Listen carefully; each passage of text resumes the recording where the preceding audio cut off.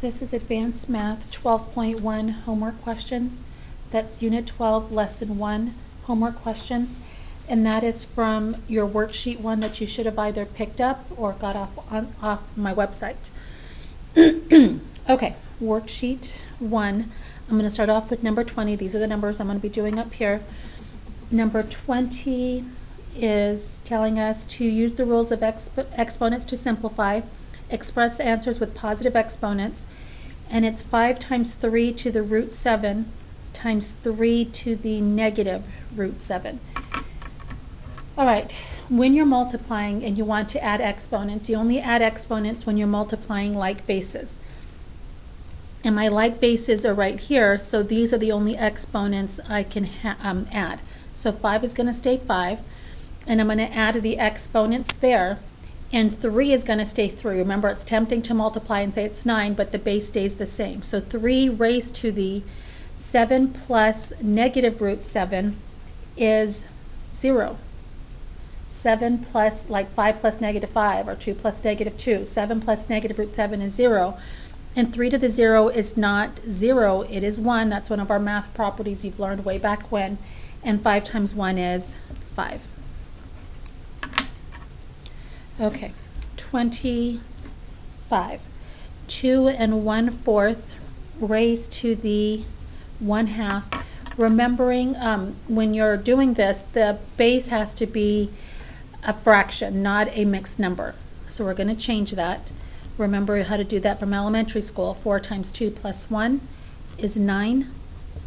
So 9/4 raised to the 1/2 is equivalent to the square root of 9/4, and lucky for us, they're both perfect squares. You end up with 3/2 as your final answer. And a reminder that on the back of your packet, or if you go on the website, you scroll down the last page of the packet, the answers are there. I believe they may only be odd, but there's some answers. Okay, 26. Negative 17 raised to the 0 plus negative 17 in parentheses raised to the 0. Okay, we did talk about parentheses in notes when there's no parentheses versus when they are. On this one, the whole thing is being raised to the 0 power, so the whole thing becomes 1.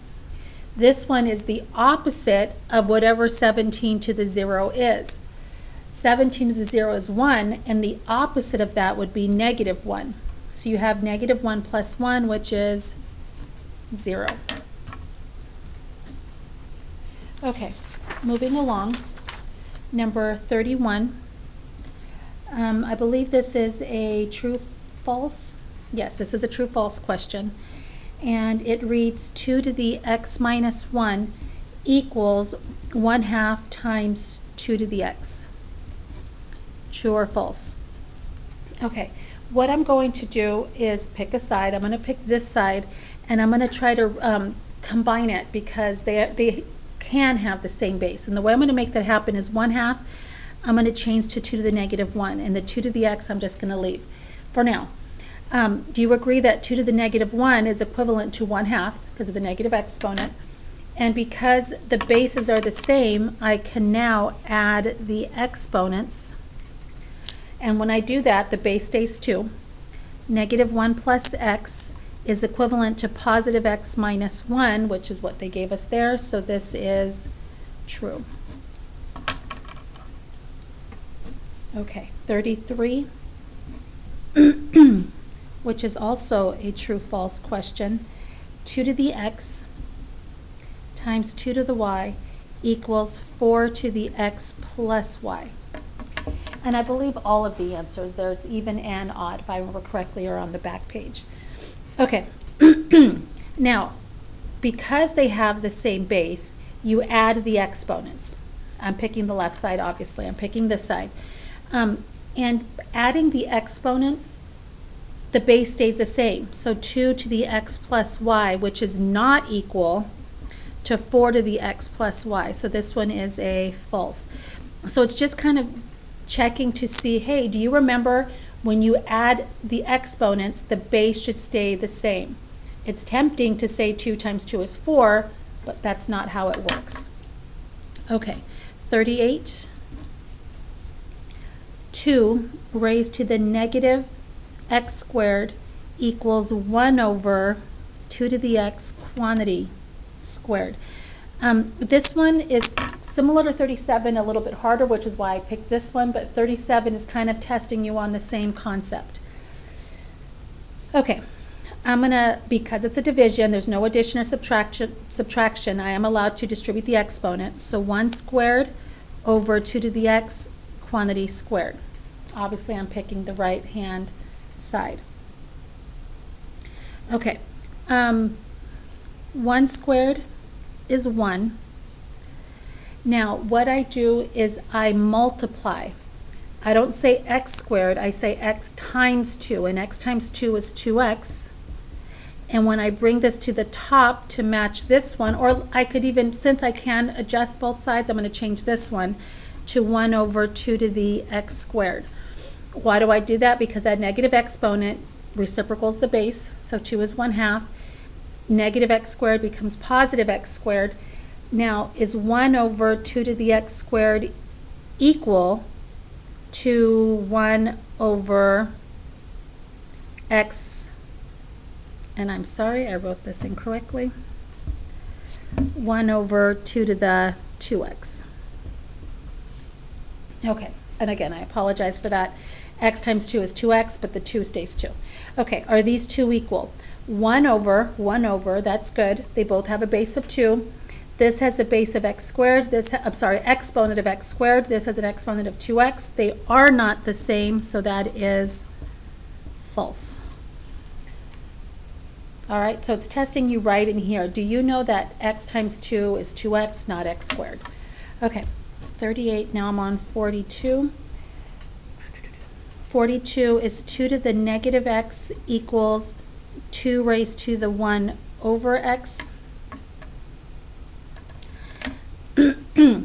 I'm going to pick the left side, and because it's a negative exponent, you reciprocal the base, so 2 becomes 1/2, and the exponent becomes positive, so it's 1/2 to the x.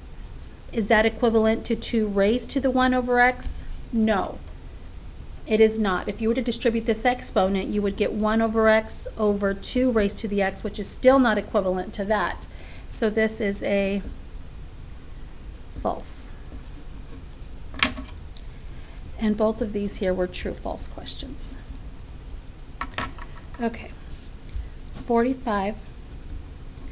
This is similar to the one in notes that I told you would need to know how to do, and it is a little complicated. Actually, this might be the exact same one I did in notes. I'm going to do it again anyway.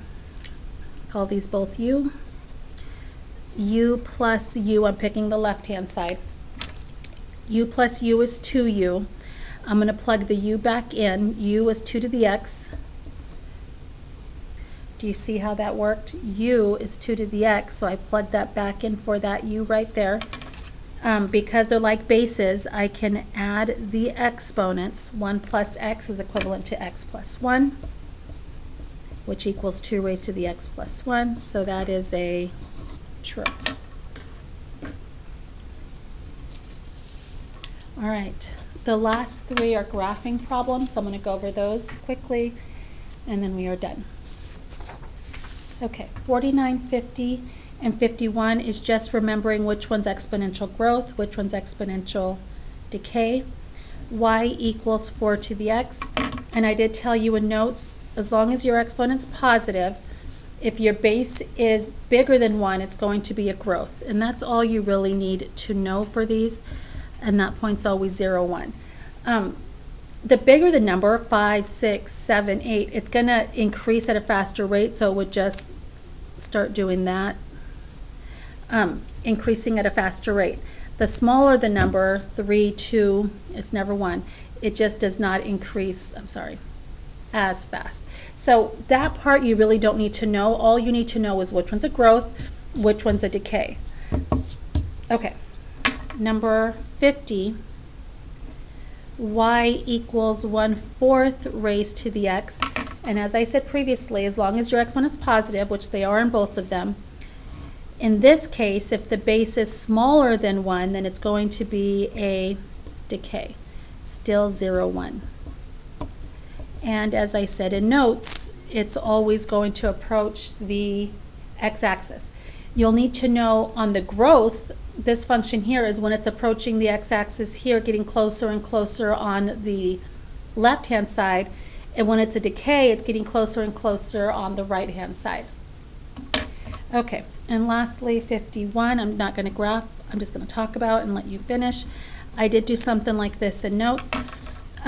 Growth when it's bigger than 1, decay when it's smaller than 1, but the exponent has to be positive. This one's not, so you do have to change it. In order to make that positive, the base of 5 becomes 1/5, and then the negative becomes positive. So you graph that. Is it a growth? Is it a decay? You figure it out and graph. That is it for this section.